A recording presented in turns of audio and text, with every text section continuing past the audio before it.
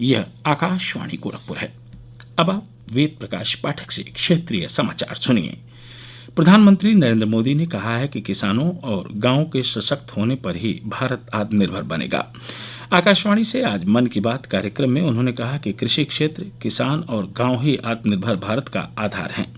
उन्होंने कहा कि संकट की इस घड़ी में कृषि क्षेत्र ने अपना दमखम दिखाया। हमारे यहाँ कहा जाता है, जो जमीन से जितना जुड़ा होता है वो बड़े से बड़े तूफानों में भी उतना ही अड़िग रहता है। कोरोना के इस कठिन समय में हमारा कृषि क्षेत्र, हमारा किसान इसका जीवंत उदाहरण है। संकट के इस काल में भी हमारे देश के कृषि क्षेत्र ने फिर अपना दमखम दिखाया है। साथियों, देश का कृषि क्षेत्र, हमारे किसान, हमारे गांव आत्मनिर्भर भारत का आधार है। ये मजबूत होंगे तो आत्मनिर्भर भारत की नींव मजबूत होगी। श्री मोदी ने यह भी कहा कि हाल के समय में किसानों ने स्वयं को अनेक प्रतिबंधों से स्वतंत्र किया है और मिथकों को तोड़ने का प्रयास किया है। उन्होंने कहा कि किसानों में अपने फल और सब्जियों को कहीं भी किसी को भी बेचने की ताकत है। श्री मोदी ने इस बात पर बल दिया कि अब यही ताकत देश के दूसरे किसानों को भी मिली है। अपने फल सब्जियों को कहीं पर भी किसी को भी बेचने की ताकत है और ये ताकत ही उनकी इस प्रगति का आधार है। अब यही ताकत देश के दूसरे किसानों को भी मिली है। फल सब्जियों के लिए ही नहीं, अपने खेत में वो जो पैदा कर रहे हैं, धान, गेहूं, सरसों, गन्ना जो उगा रहे हैं, उसको अपनी इच्छा के अनुसार जहां ज्यादा दाम मिले वहीं पर बेचने की अब उनको आजादी मिल गई है। प्रधानमंत्री ने लखनऊ के किसान समूह इरादा की भी चर्चा की।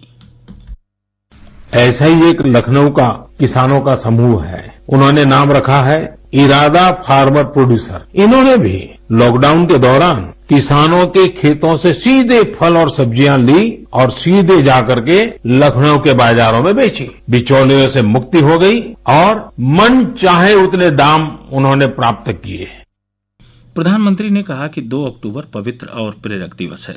यह दिन महात्मा गांधी और लाल बहादुर शास्त्री को याद करने का दिवस होता है। उन्होंने कहा कि अगर गांधी जी के आर्थिक चिंतन की मूल भावना को समझा गया होता तो आज आत्मनिर्भर भारत अभियान की आवश्यकता ही नहीं पड़ती। प्रधानमंत्री ने भारत रत्न लोक नायक जयप्रकाश जी का भी स्मरण किया, जिनकी जयंती 11 अक्टूबर को है। उन्होंने कहा कि जेपी ने भारत के लोकतांत्रिक मूल्यों की रक्षा में अग्रणी भूमिका निभाई है। श्री मोदी ने भारत रत्न नानाजी देशमुख को भी याद किया, जिनकी जयंती भी 11 अक्टूबर को ही है। प्रधानमंत्री ने लोगों से इनके मूल्यों को जीवन में अपनाने की अपील की। पूर्व केंद्रीय मंत्री जसवंत सिंह का आज सुबह नई दिल्ली में लंबी बीमारी के बाद निधन हो गया। वह 82 वर्ष के थे। उन्हें 25 जून को दिल्ली में सेना के आरआर अस्पताल में भर्ती कराया गया था। 6 वर्ष पहले 2014 में उनके सिर में गहरी चोट लगने के बाद वे कोमा में चले गए थे। राष्ट्रपति रामनाथ कोविंद, उपराष्ट्रपति एम वेंकैया नायडू, प्रधानमंत्री नरेंद्र मोदी, सूचना एवं प्रसारण मंत्री प्रकाश जावड़ेकर, प्रदेश के मुख्यमंत्री योगी आदित्यनाथ एवं पूर्व मुख्यमंत्री सुश्री मायावती ने जसवंत सिंह की निधन पर गहरा शोक व्यक्त किया है। आज विश्व पर्यटन दिवस है। इस वर्ष का विषय है पर्यटन और ग्रामीण विकास। दुनिया भर में बड़े शहरों के बाहर सांस्कृतिक और प्राकृतिक विरासत को सुरक्षित रखने के अवसर उपलब्ध कराने में पर्यटन की अनूठी भूमिका को रेखांकित करने के लिए हर वर्ष 27 सितंबर को विश्व पर्यटन दिवस मनाया जाता है। देश में कोविड से स्वस्थ होने की दर बढ़कर 82.46% हो गई है और 49 लाख से अधिक रोगी कोरोना से पूरी तरह स्वस्थ हो चुके हैं। आज 88,600 नए मरीजों का पता चलने के साथ ही देश में संक्रमित व्यक्तियों की कुल संख्या 59,92,500 से अधिक हो गई है। पिछले 24 घंटे में 1,124 लोगों की मृत्यु होने के साथ ही मृतकों की कुल संख्या 94,500 से ज्यादा हो गई है। कोविड से मृत्यु दर 1.58% है।